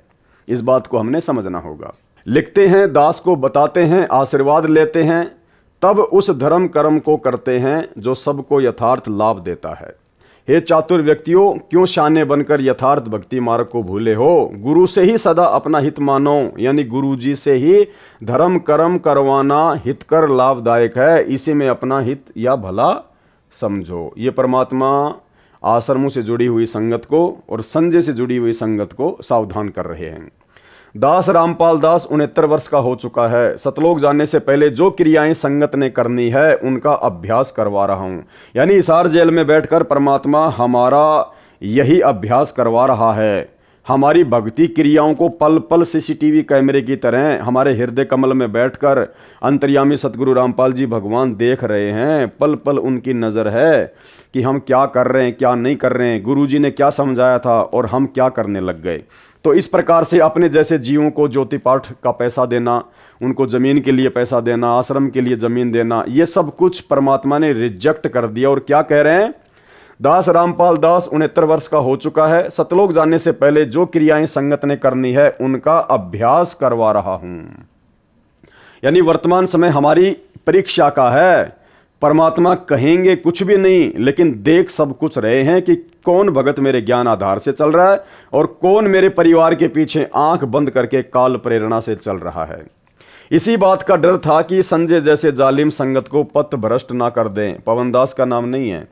इसकी तरह नकली गुरु बनकर संगत को काल जाल में न डालें, जो यह मेरे सामने ही बकवाद कर रहा है। गुरु बनकर आशीर्वाद देने लगा है, यह काल प्रेरित है, काल का दूत है। कौन? संजय दिल्ली वाला, ना कि पवनदास। इससे बचो। जो भगत भगतमती इतना सतर्क करने के पश्चात भी इनके पीछे लगे हैं, उनको कैसे बचाया जाए और कौन सा ज्ञान समझाया जाए? उनको तो ये संदेश है जो संत गरीबदास जी ने कहा है कि चेतावनी में तो कसर नहीं छोड़ी और क्या देऊं गाली, कि समझाने में तो 30 साल हो गई, मैंने कोई कसर नहीं छोड़ी, अब क्या तुम्हारी को गालियां दूं, तब जाके समझ में आएगा कि क्या करना चाहिए और क्या नहीं करना चाहिए। तो भाई सतलोक आश्रमों से जुड़ी हुई संगत को समझना चाहिए भाई। यहाँ ये सारी बातें केवल संजय गुरुद्रोही को आधार बनाकर परमात्मा सतलोक आश्रमों से जुड़ी हुई संगत को समझाना चाह रहे हैं, क्योंकि संजय दिल्ली वाले के पीछे कोई ज्यादा भगत नहीं लगे हुए, मुश्किल से 15-20 भगत हैं, बाकी फालतू के लोग जुड़े हुए हैं। इसलिए परमात्मा को उसकी चिंता नहीं है, उसके पीछे लगे हुए नादान भक्तों की कोई टेंशन नहीं है।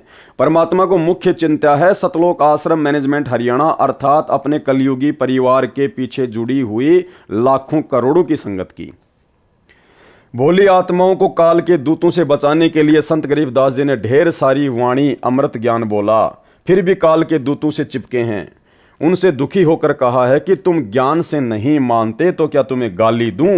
यानी नरक जाने से बचो, अज्ञानियों को छोड़कर पूर्ण संत से दीक्षा लो। गरीब चातुर प्राणी चोर हैं, मूड मुगध हैं ठोट, संतों के नहीं काम के, इनको दो गढ़ जोट।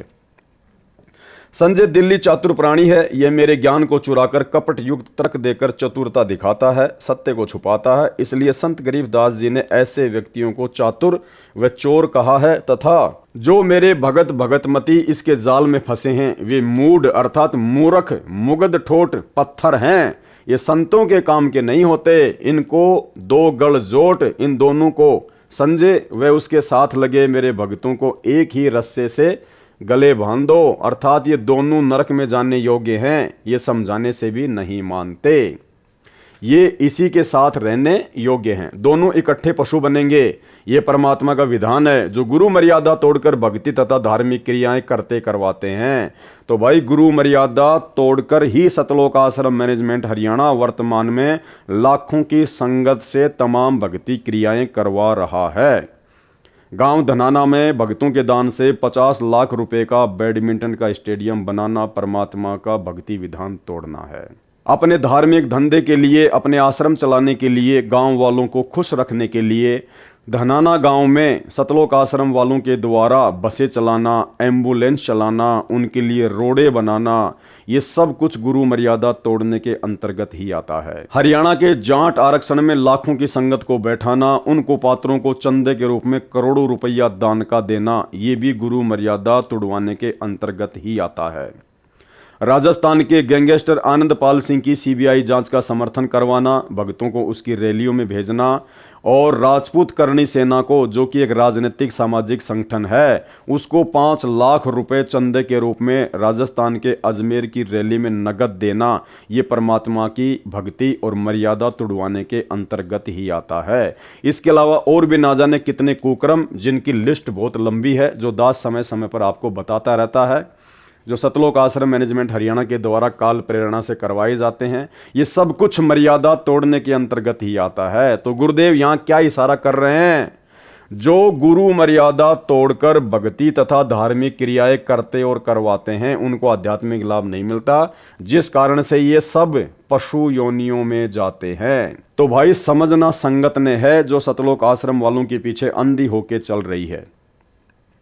संजय दिल्ली का उद्देश्य है कि मेरे भोले भक्तों को मेरे द्वारा लिखी पुस्तकों को कमेटी वालों द्वारा लिखी बताकर मेरे ज्ञान में दोष निकालना और अपने संपर्क में आए मेरे भक्तों को भ्रमित करके अपने को विद्वान सिद्ध करना। यह चतुरता करता है, मेरा नाम नहीं लेता कि उसकी लिखी पुस्तक में यह त्रुटि है, कमेटी वालों का नाम लेता है। इसको पता है कि यदि रामपाल का नाम लिया तो तेरी एक बात नहीं सुनेंगे।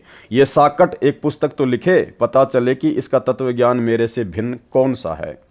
दास रामपाल दास ने अनेकों पुस्तकें लिखी हैं, छपाई कमेटी वालों ने है, जिसको मैंने आज्ञा दे रखी है।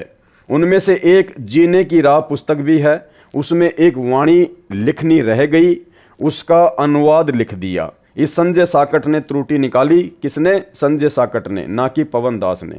इस संजय साकट ने त्रुटि निकाली कि देखो कमेटी वालों ने यह पुस्तक लिखी है, इसमें वाणी का अर्थ गलत किया है। उन भ्रमित भक्तों ने मेरी बेटी के पास फोन किया, उसने अपनी बेटी को फोन दिया और कहा कि ये भगत भाई कोई गलती बताता है, इसको समझा। मैंने जेल से प्रतिदिन की तरह फोन किया तो बेटी बहुत दुखी थी।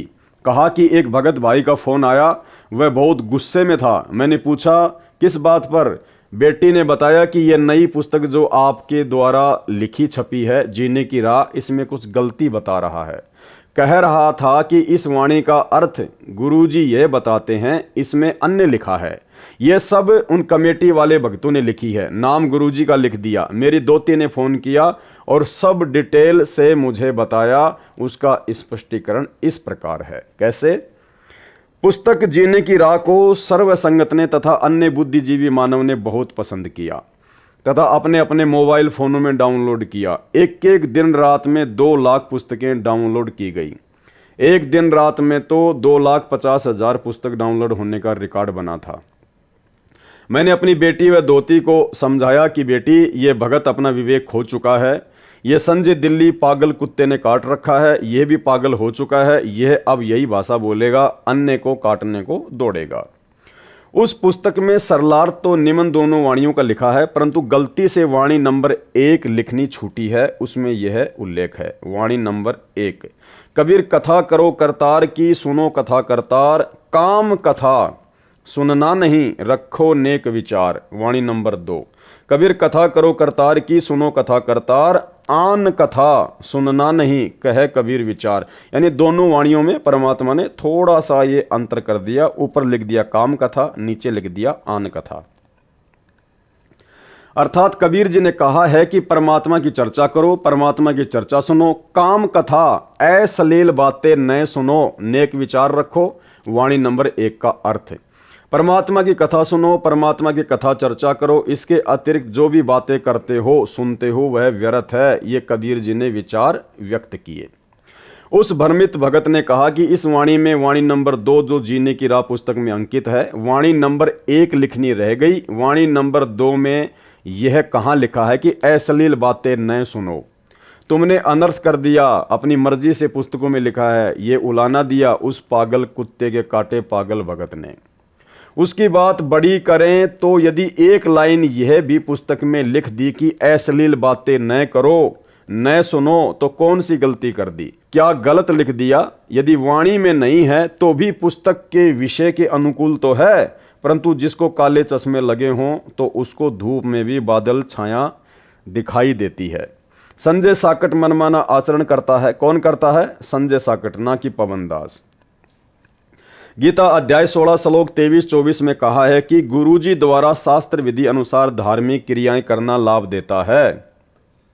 गुरु जी के विपरीत क्रिया जो शास्त्र विधि त्याग कर की जाती है वह मनमाना आचरण कहा जाता है, जिससे न तो कोई सुख मिलता है न कोई कार्य सिद्ध होता है। यानी अपने इष्ट धाम में जाने के लिए सिद्धि प्राप्त करनी होती है, जो सत्य साधना से स्वतः मिल जाती है। उस सिद्धि का दुरुपयोग नहीं करना होता, सुरक्षित रखनी होती है।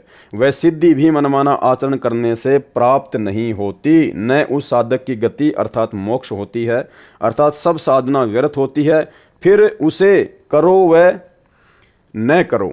यहाँ पर संजय साकट भ्रमित करने के लिए यह कहकर भ्रम पैदा करता है कि देखो इतने भक्तों को लाभ हुआ है, उनका इंटरव्यू भी इंटरनेट पर चला रहा है। उसका खंडन यह है कि मेहंदीपुर बालाजी धाम व सालासर धाम जाने वाले भी ये सब लाभ बताते हैं, परंतु उनको कभी भी महाकष्ट हो सकता है तथा उनका मोक्ष नहीं हो सकता। मुख्य उद्देश्य मानव जीवन में भक्ति का यही है कि जन्म मरण के चक्कर से मुक्ति मिले, इसलिए शास्त्रों में वर्णित विधि अनुसार साधना कर।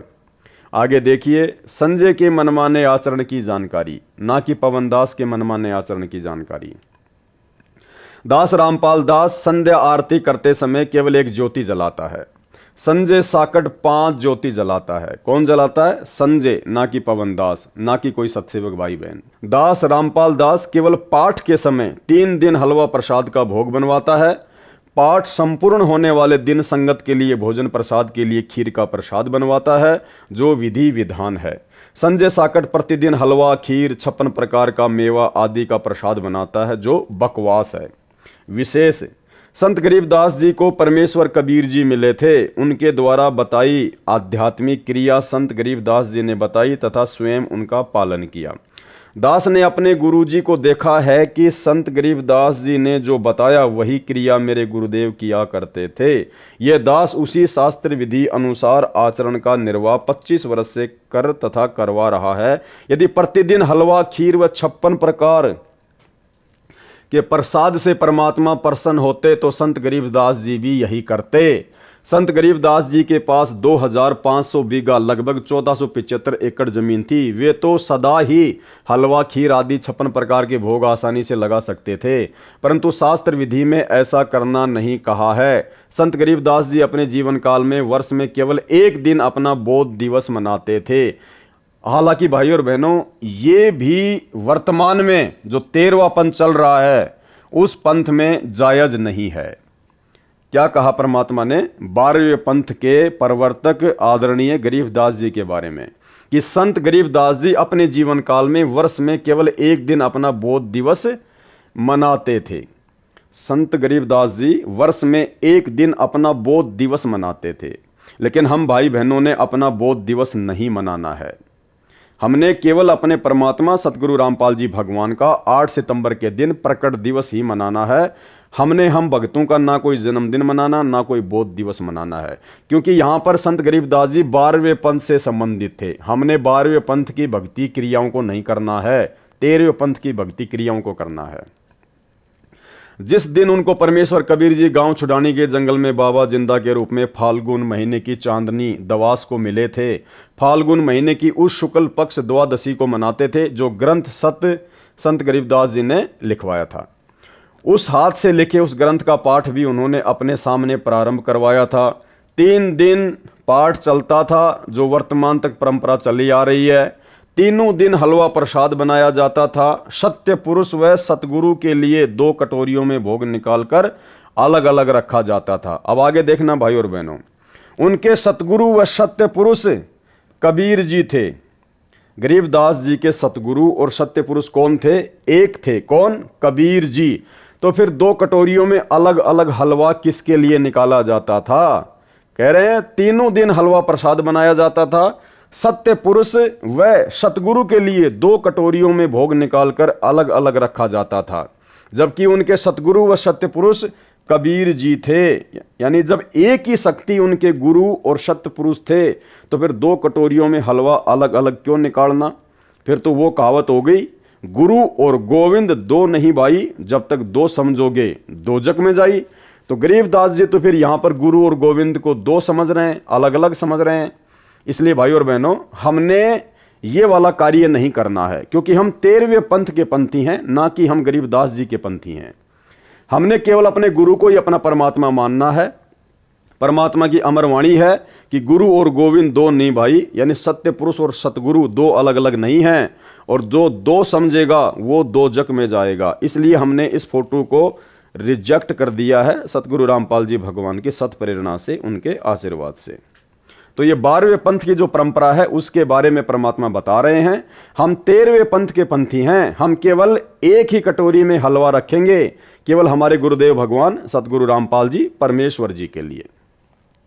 हलवे का प्रसाद केवल हाथों में दिया जाता था, ये भी ध्यान रखना है। हलवे का जो प्रसाद होता है वो केवल भक्तों को हाथों में दिया जाता है, यानी हलवे का प्रसाद जो है वो कटोरी या डोंगे वगैरह में नहीं दिया जाता है, और ना हमने देना है, ये ध्यान रखना है। प्रसाद रूप में खाने के लिए खीर का प्रसाद संगत के लिए भोजन में परोसा जाता था। अन्य दिनों में प्रतिदिन जैसा भोजन घर पर बनता है उसी का ही भोग लगाया जाता था। उसी शास्त्र विधि अनुसार अपने पूर्वज संतों व पूज्य गुरुदेव के अनुसार दास सब धार्मिक क्रियाएं करता आ रहा है। क्योंकि गुरुदेव 12वें पंथ की भक्ति क्रियाओं के विषय में बता रहे हैं। हम लोग सतगुरु रामपाल जी भगवान के शिष्य हैं, हम लोग यथार्थ 13वें कबीर पंथ के पंथी हैं। इसलिए 12वें पंथ की क्रियाओं में और 13वें पंथ की क्रियाओं में बहुत अंतर है। परमेश्वर कबीर जी तो सक्षम हैं, वे भी प्रतिदिन 56 प्रकार का हलवा खीर आदि स्वयं भी बनाकर खा सकते थे, या परंपरा डालने के लिए भी सत्य पुरुष अपने को सब भोग लगा सकते थे। भोग लगाने की परंपरा बता देते, लेकिन ऐसा नहीं किया। जब उनके साथ शरारत की थी, झूठे पत्र डालकर निमंत्रण दिया था, उसमें 18 लाख साधु संत और उनके चेले भंडारा खाने आ गए। उस समय 3 दिन का भोजन भंडारा करके अपनी समर्थता का परिचय भी दे दिया था कि मैं ऐसा भी कर सकता हूं। परंतु प्रतिदिन जो संजय दिल्ली बकवास कर रहा है, यहाँ पे कोई पवनदास का या सतसेवक का नाम नहीं है, और ना हम कोई 56 प्रकार का भोग रोजाना अपने गुरुदेव भगवान को लगाते हैं।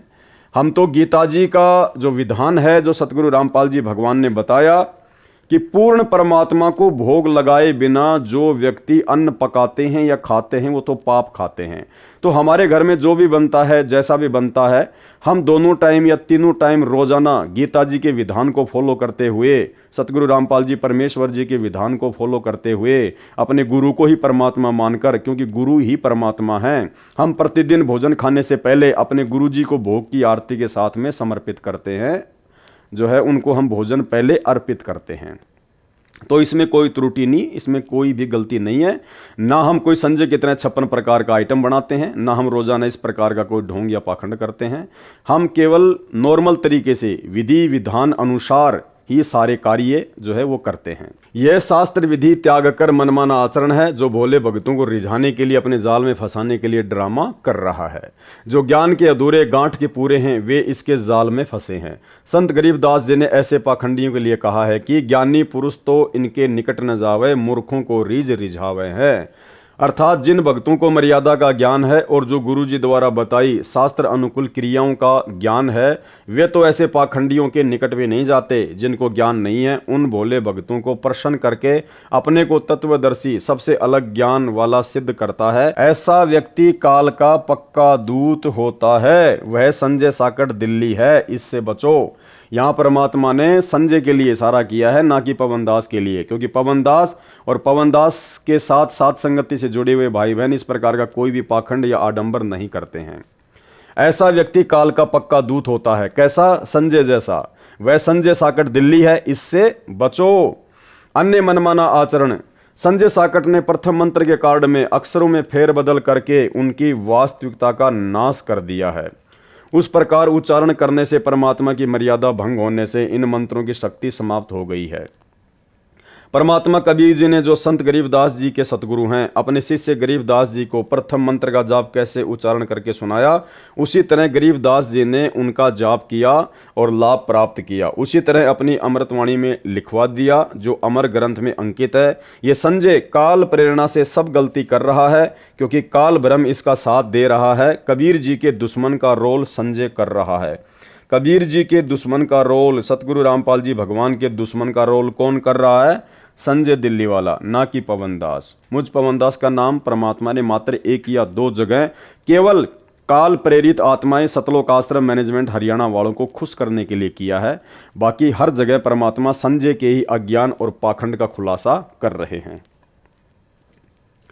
रामपाल दास यानी पत्र लेखक संध्या आरती में कोई घंटा शंख आदि नहीं बजवाता जो सत्य पुरुष की पूजा है। संजय साकट घंटा तथा शंख बजवाता है, यानी सब धार्मिक क्रियाएं मेरे से विपरीत करके अपने को तत्वदर्शी सिद्ध कर रहा है, जो केवल दिखावा है तथा काल ज्योति निरंजन की पूजा है। संजय साकट की अन्य जलालत। किसकी? संजय साकट की, ना कि पवन दास की। अन्य बकवास जो संजय व पवन ने की, अन्य बकवास जो संजय व पवन ने की। देखो, हल्का फुल्का परमात्मा आश्रम वाले काल प्रेरित जीवों को खुश करने के लिए हल्का फुल्का लेंगे। पुस्तक ज्ञान गंगा दास के आदेश से दास के सत्संग प्रवचनों से छपवाई है। जब दास लीला करने बड़ी जेल, संसार भी एक जेल है, काल के 21 ब्रह्मांड भी जेल हैं, उनसे छोटी जेल हिसार में आया। वकील मेरे से मिलने आए, उनमें परमात्मा कबीर जी के भगत भी हैं। उन्होंने बताया कि ज्ञान गंगा पुस्तक में कुछ फोटोकॉपी मराठी भाषा की लगी हैं जिनमें आपके विषय में लिखी भविष्यवाणी है। उन भविष्यवाणियों में एक का हिंदी अनुवाद लिखना रह गया। वे नास्त्रदमस के द्वारा की गई भविष्यवाणियां हैं। वह वकील ज्ञान गंगा पुस्तक को साथ लाया क्योंकि उस पुस्तक का एक मुकदमे से संबंध था, मेरे से डिस्कस करनी थी। उसने वह मराठी भाषा वाली फोटोकॉपी दिखाई और बोला कि मैंने कंप्यूटर में इसका ट्रांसलेशन देखा, इसका अर्थ है कि उस संत सायरन पर देशद्रोह का मुकदमा भी लगेगा, परंतु झूठा सिद्ध होगा। यदि आपकी आज्ञा हो तो ज्ञान गंगा में इसे भी लिखा दिया जाए। मैंने कहा कि ठीक है। यानी भाई और बहनों, ये बात ये साबित करती है कि सतगुरु रामपाल जी परमेश्वर अपनी तरफ से इस परीक्षा के समय में किसी को कोई भी आदेश नहीं देते हैं। जो भी आदेश उनके बताए जाते हैं उनके परिवार के द्वारा, वे आदेश उनसे जाकर लिए जाते हैं मनमाने आचरण के तहत। ज्ञान गंगा पुस्तक में जो लिखा गया वो भी सतलोक आश्रम मैनेजमेंट हरियाणा का मनमाना आचरण है। गुरुजी की तरफ से कोई आदेश नहीं दिया गया। ये इस पत्र में स्पष्ट तौर पर आपको पढ़ने को मिल रहा है। वकील पुस्तक लेके गया, वकील ने बताया तो गुरुजी ने कहा कि लिखवा दो, बल्कि गुरुजी ने अपनी तरफ से कोई आदेश नहीं दिया। मैंने कहा कि ठीक है, लिखवा दो, इससे अनुयायियों का विश्वास और दृढ़ होगा। उसने बाहर प्रमुख सेवादारों को बताया कि गुरुजी से मेरी डिस्कस हुई है, ज्ञान गंगा पुस्तक में ये लाइन और लिखकर नई पुस्तक छपवाएं। अब देखो, उस वकील ने गुरुजी का आदेश बता दिया, जबकि गुरुजी को वो खुद बता रहा है। सेवादारों ने दास से संपर्क किया, पूछा कि क्या आप जी की आज्ञा है जो ज्ञान गंगा में यह लिखने को वकील जी ने बताया है। दास ने बताया कि मेरे से वकील जी की बात हुई है, ये 2 लाइन और लिखवा दो। हानि भी क्या है। कमेटी वालों ने दास की आज्ञा का पालन किया। नई ज्ञान गंगा पुस्तक छपवाकर वितरित कर दी। वह पुस्तक गुरुद्रोही संजय और पवन को इनके समर्थक ने दी। संजय व पवन ने कहा कि कमेटी वालों ने कितनी बड़ी गलती की है। पहले छपी ज्ञान गंगा में इस पृष्ठ पर यह नहीं लिखा है, नहीं लिखा हुआ था कि देशद्रोह का मुकदमा भी लगेगा। इस नई पुस्तक में छपा दिया। दोनों पुस्तकों के दोनों पृष्ठों की फोटोकॉपियां लगाकर संगत को भड़काने लगे। देखो, कमेटी वालों ने अपनी मर्जी से यह छपा दिया जो गलत है। इस मराठी भाषा का यह अर्थ नहीं बनता। हाय तौबा मचा दी। दास ने इसलिए तो संजय को तथा पवन को गुरुद्रोही घोषित किया है। ये दोनों मेरे शत्रु का काम कर रहे हैं। संजय बकवाद करता है, पवन इसकी बातों पर विश्वास करके कर्म खराब करता है। जबकि पवन दास संजय की किसी भी बात पर कोई विश्वास नहीं करता है। पिछले 7 वर्षों से पवन दास का और संजय का तो संपर्क भी नहीं है। विचार करें, यदि 2 लाइन मान लो कमेटी वालों ने गुरुजी की सच्चाई बताने के लिए लिख भी दी तो संजय साकट को क्यों कष्ट हुआ, क्यों पवन दुखी हुआ? संजय पवन दोनों काल के दूत हैं। इन दोनों की बुद्धि पर काल भ्रम का साया है। इनसे दास रामपाल दास की उभरती छवि देखी नहीं जा रही। ये तो भाई और बहनों, आप स्वयं विचार कर लेना सात संगति की वीडियो देख के कि पवन दास से परम पूज्य सतगुरु रामपाल जी भगवान की उभरती हुई छवि देखी जाती है या नहीं देखी जाती है। ये केवल मैनेजमेंट वालों को खुश करने के लिए परमात्मा ने संजय के साथ में दास का नाम जोड़ा है। आग लग जाती है इनके हृदय में। पवित्र कबीर सागर में एक अनुराग सागर अध्याय है। उसमें लिखा है कि कबीर जी ने अपने शिष्य धर्मदास जी को बताया है कि हे धर्मदास, काल ब्रह्म यानी ज्योति निरंजन से मेरा विवाद हुआ। जब मैं सतलोक से चलकर काल लोक में प्रवेश हुआ तब यह मेरी शक्ति देखकर डर तो गया, माफी भी मांगी। मेरे से पूछा कि आप किस लिए आए हो। मैंने बताया कि तूने पूर्ण ब्रह्म सत्य पुरुष का नामो निशान मिटा रखा है, अपने को जगत का कर्ता बता रखा है। तो भाई और बहनों, ये 40 पेज तक कंप्लीट हो गई है पुस्तक। जब जब भूल पड़े, जो कि हिसार जेल से सतगुरु रामपाल जी परमेश्वर जी ने संगत को विशेष रहस्य समझाने की दृष्टि से लिखकर भेजी है। 4 पार्ट इसके कंप्लीट हो चुके हैं और इस पुस्तक से उम्मीद करूंगा आप भाई बहनों को बहुत कुछ समझने को मिला होगा, आपके समझ में भी आया होगा।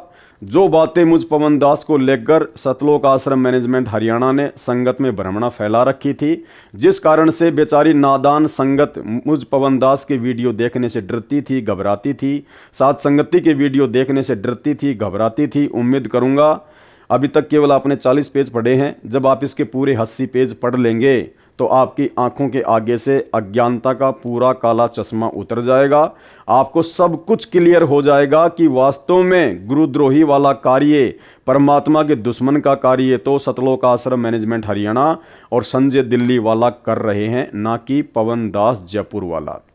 तो आज के इस पार्ट में केवल इतना ही। परमात्मा दया करेंगे, कल रात्रि 9 बजे इसका 5वां पार्ट आप जी को लाइव देखने को मिलेगा। और पहले वाले जितने भी पार्ट हैं, यदि आपने उनको अभी तक नहीं देखा है तो जरूर देखिए, तभी आपको आगे के पार्ट समझ में आएंगे। पहले के वीडियो देखने के लिए आप जी इस वीडियो के ऊपर जो टाइटल है उसमें पहले वाले वीडियो के लिंक दिए हुए हैं, आप जी वहां से भी देख सकते हैं, या मुझ पवन दास के Facebook page Pawan Das is live पर जाकर भी आप जी वीडियो देख सकते हैं।